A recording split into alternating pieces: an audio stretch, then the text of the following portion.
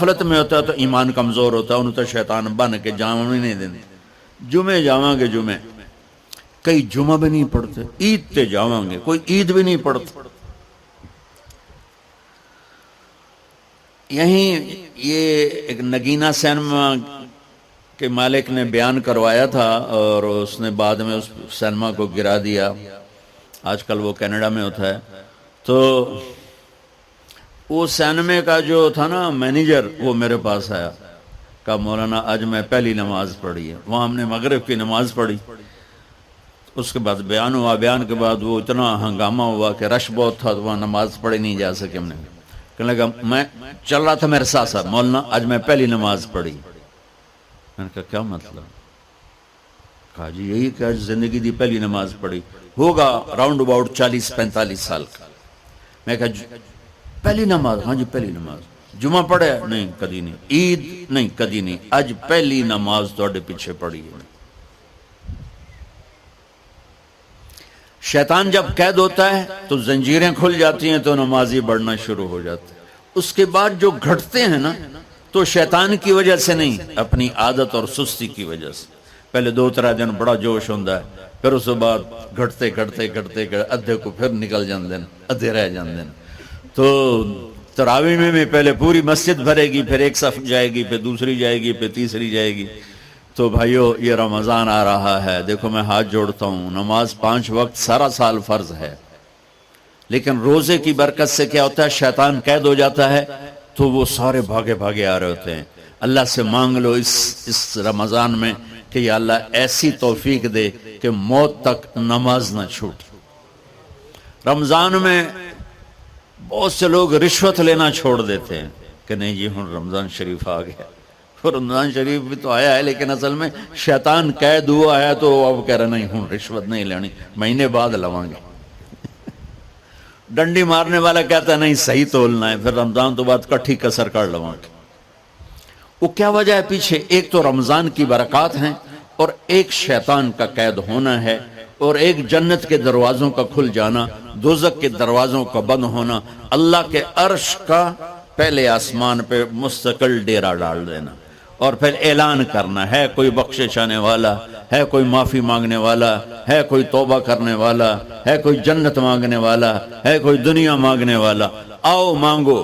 اور ایک فرشتہ اعلان کرتا ہے اے بھلائی کے چاہنے والے شاباش آگے بڑھ، اور دوسرا فرشتہ اعلان کرتا ہے اے برائی کے کرنے والے بس کر اور واپس آ جا، بس کر اور واپس آ جا۔ رمضان کا مطلب ہے جل جانا، رمضان کے لفظ کا مطلب ہے جل جانا۔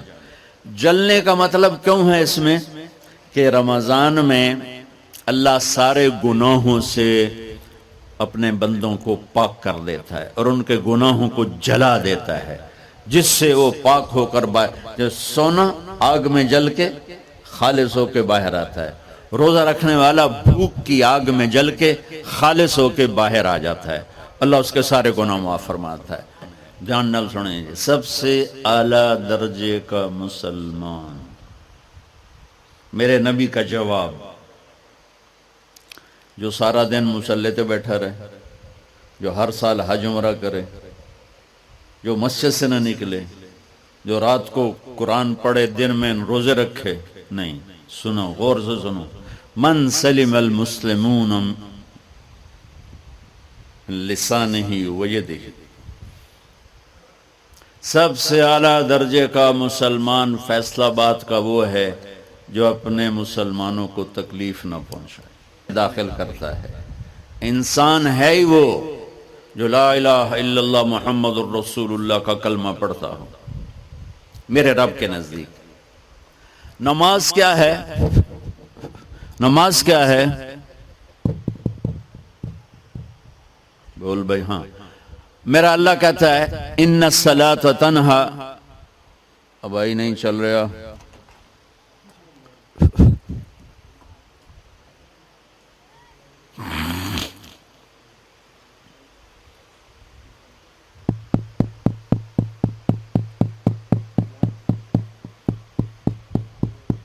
تھوڑی آواز ہے۔ نماز کیا ہے؟ ان الصلاۃ تنہا عن الفحشاء والمنکر، تم نماز پڑھو، یہ تمہیں بد اخلاقی سے بچائے گی اور یہ تمہیں گناہوں سے بچائے گی۔ تو نماز بھی انسان کو اخلاق تک لے جا رہی، فحاشی سے بچائے گی، گناہوں سے بچائے گی، اخلاق کی طرف سفر۔ روزہ آ رہا ہے، روزہ کس لیے ہے؟ کتب علیکم الصیام کما کتب علی الذین من قبلکم لعلکم تتقون، تم پر روزہ فرض کیا ہے جیسے پہلوں پہ کیا تھا تاکہ تم تقوی والے بن جاؤ۔ تقوی والے کون ہیں؟ وسارعوا الی مغفرۃ من ربکم وجنۃ عرضها السماوات والارض اعدت للمتقین، کہ میرے بندو دوڑو جنت کی طرف جو تقوی والوں کے لیے۔ متقی کون ہیں دن تقوی والے یا اللہ کا؟ الذین ينفقون فی السراء والضراء، کا جو میرے نام پہ سخاوت کرتے ہیں، چاہے تنگ دست ہوں چاہے پیسے والے ہوں، چاہے تھوڑا مال ہوئے چاہے زیادہ مال ہوئے، وہ میرے نام پہ خرچ کر دیں۔ الکاظمین الغیظ، جو غصے کو پی جاتے ہیں، والعافین عن الناس، اور جو لوگوں کو معاف کر دیتے ہیں، اللہ تعالیٰ کہہ رہا ہے یہ تقوی والے ہیں۔ تو روزہ بھی اخلاق پہ لے جا رہا ہے۔ فمن فرض فیہن الحج فلا رفث ولا فسوق ولا جدال، میرے رب نے کہا حج کا ارادہ کر لیا ہے تو زبان کی گندی، زبان کا گندا لہجہ اور زبان کے گندے بول سے بچو، لڑائی سے بچو، گناہوں سے بچو۔ تو حج بھی میٹھے بول پہ لا رہا ہے، لڑائی سے بچنے پہ لا رہا ہے، نافرمانی سے بچنے پہ لا رہا ہے۔ خذ من اموالہم صدقۃ تطہرہم وتزکیہم بہا وصلی علیہم، میرا رب فرما رہا ہے میرے محبوب ان سے زکوٰۃ لیں اور ان کو پاک کریں اور ان کا تزکیہ کریں، ان کو ایک اچھا انسان بنائیں۔ زکوٰۃ ہو اخلاق بنتے ہیں، روزہ ہو اخلاق بنتے ہیں، حج ہو اخلاق بنتے ہیں، نماز ہو اخلاق بنتے ہیں، کلمہ ہو انسان بنتا ہے۔ یہ اتنا زور کیوں دیا ہے اخلاق پر کہ میرے بھائیو، اچھا معاشرہ جو وجود میں آتا ہے وہ ایک دوسرے کو معاف کرنے سے وجود میں آتا ہے۔